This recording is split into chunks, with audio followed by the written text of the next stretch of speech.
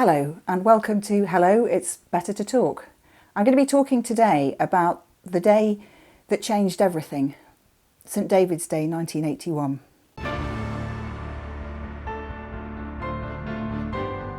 Hello, my name's Helen Garlick. For 35 years I was a family lawyer and mediator, but I kept secret what was happening in my own family of origin. Now I know it's time to talk about it. So I'd like to warmly welcome you to Hello, It's Better to Talk.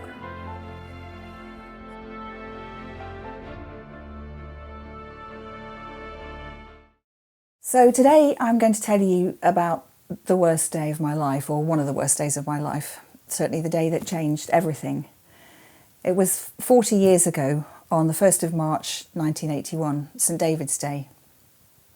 And this story is about my younger brother David, who had died just before that day. But I didn't know that when I woke up. In fact, when I woke up I was in America, and I'd been there for a couple of months.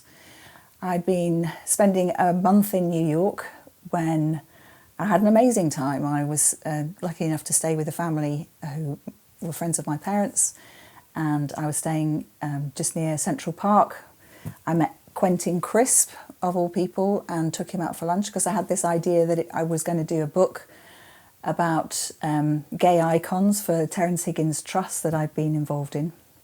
So I took him out to the Algonquin Hotel, and he had, I don't know how many of you know him, but he was he was very camp, great gay icon, and he'd moved to New York where he could live there freely, and he could have his name and his telephone number in the phone book, and he never got beaten up. So he told me this over lunch at the Algonquin and why he'd moved to New York. And I can remember the waiter coming over to take our order.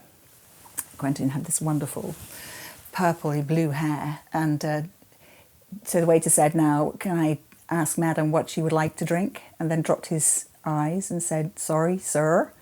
So we had a funny time, and that was one of the highlights of my time in New York. And then I'd flown over to California, gone to Mexico, come back to St. Louis, and another family friend was going to take me out for lunch. So all of his friends were there, and it was a lovely lunch overlooking the big steel arch of St. Louis. And we were laughing about me coming back from Mexico and having to stop at the couple of border guards, and how the friend that I was going with, Nikki, was hauled off and asked to open her suitcase, and then the bus was going off, and I was really worried she's going to get left there. So I sort of turned into a Joyce Grenfell type of person and said, "Excuse me, we are British and we need to get back to England very soon. So I'm just going to pack up my friend's suitcase and off we go." And amazingly, we managed to get back on the bus. So I was telling this story, and then Peter Davis, the friend that I was, who was hosting the lunch, said to me, "Okay, Helen, you need to take a phone call." And I said, "Why? What's it about?" And he said, "It's your father." And I said, "Have I done something wrong?" Okay, I should explain that we're from Yorkshire. And getting a phone call, even at 5 o'clock on a weekday, was like, just didn't ever happen. The only time I ever got a phone call from my parents at 5 o'clock, or any time during the day before cheat rate kicked in, was when my grandfather died. So I knew that somebody had died. And I thought it might be my granny. But it wasn't. And my father told me about how he'd found my brother in a remote country mansion in Bothamsaw Hall in Nottinghamshire, and he'd found him dead. So I don't know if you can imagine what I mean. I hope nobody ever has to go through that experience, although I know many people have.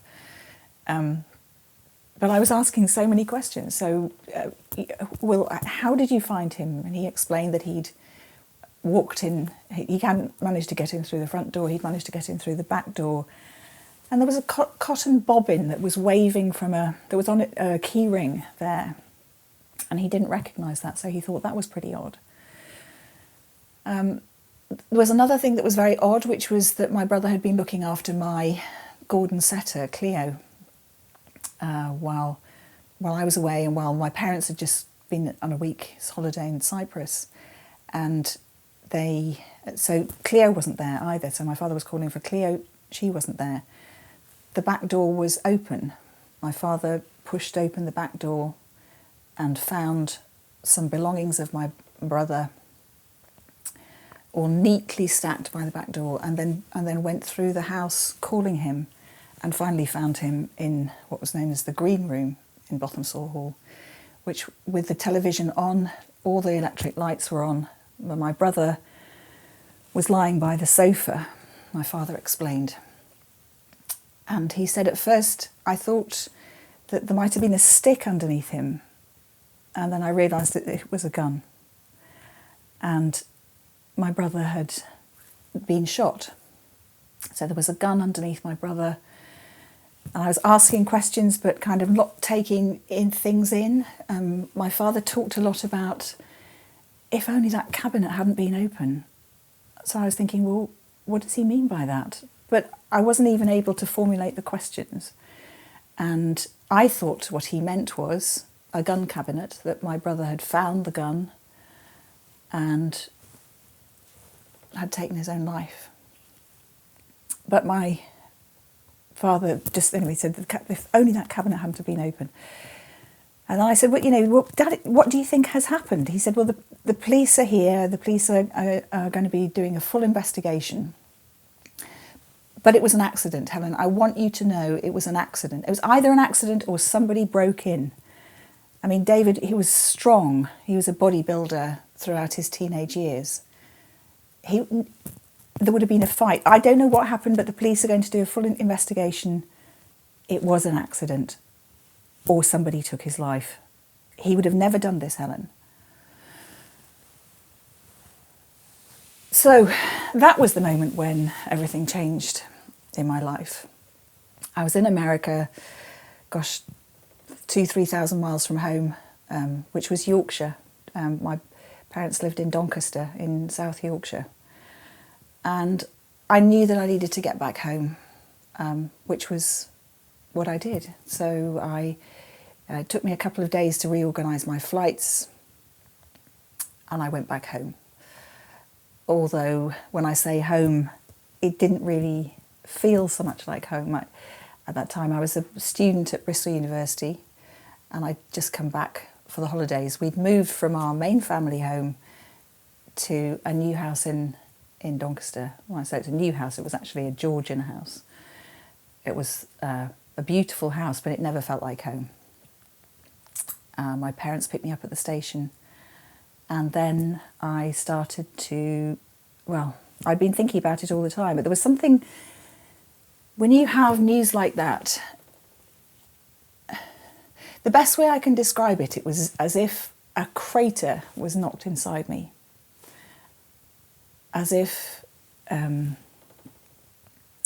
something that was in me before had just gone away. It was like a void that was there, and I was numb a lot of the time. And I ended up being numb and shocked for many years to come. So I was 22 years old when this happened, and when this changed my life.